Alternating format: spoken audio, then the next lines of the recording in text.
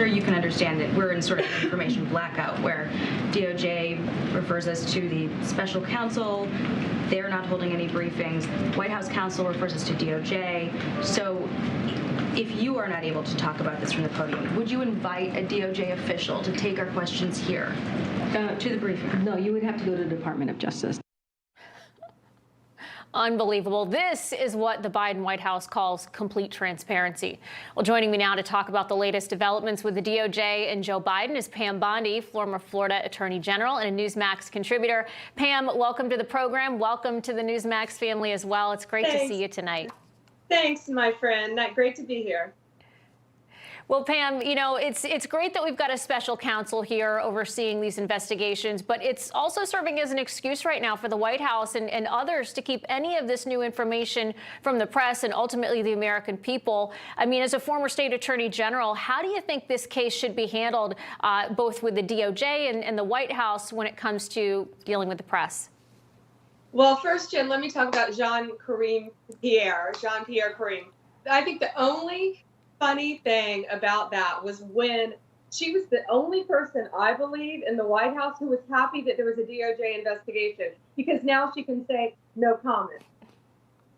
But as the investigation and how it should, and as the investigation and how it should be handled is very clear. As a former prosecutor and a former attorney general, every investigation should be handled the same.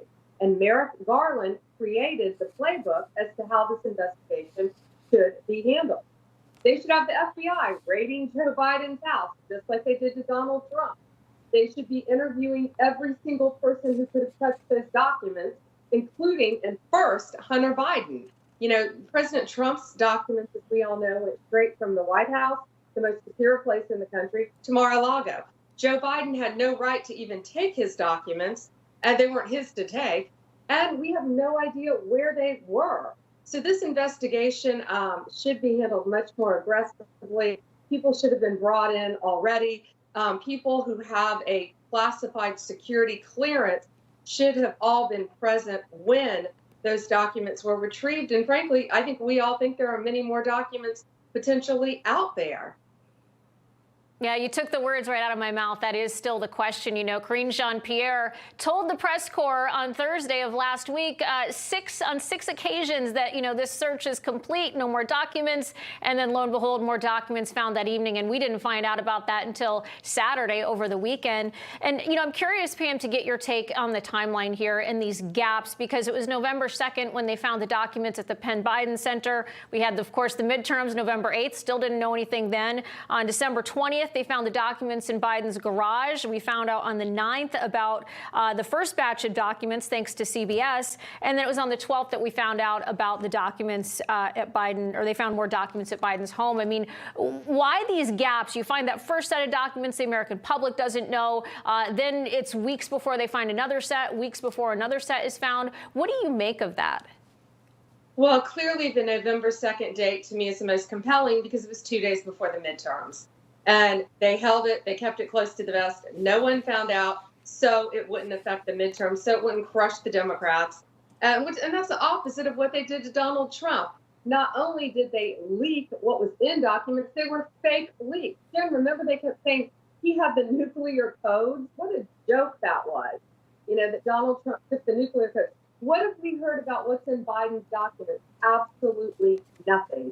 The standard is double. The standard is unfair.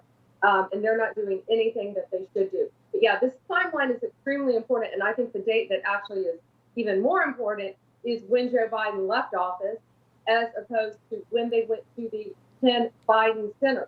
We have no idea where those documents were floating around during that time. And the Penn Biden Center obviously isn't a secure place because the Chinese, we know through emails, wanted keys to it. Nor is his garage, where now we know Hunter Biden has been back and forth in and out.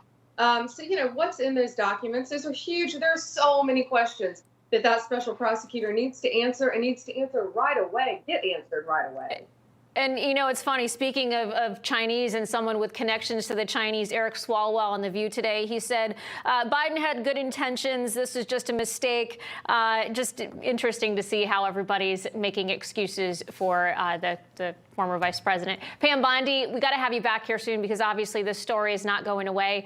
We'll get you back on the schedule. Thanks for being with us tonight. Thanks, Jen. Have a great night. Hey guys, it's Rob Carson. Your retirement funds are being threatened with even more losses from record inflation, recession, and skyrocketing interest rates. Fortunately, the highly trained specialists at American Hartford Gold can show you how to protect your savings and retirement accounts by diversifying your portfolio with physical gold and silver. If you call them right now as a special offer, they will give you a free gold coin on your first qualifying order, so don't wait. Call 866-935-4309. That's 866-935-4309 or text Newsmax to 65532. That's Newsmax to 65532.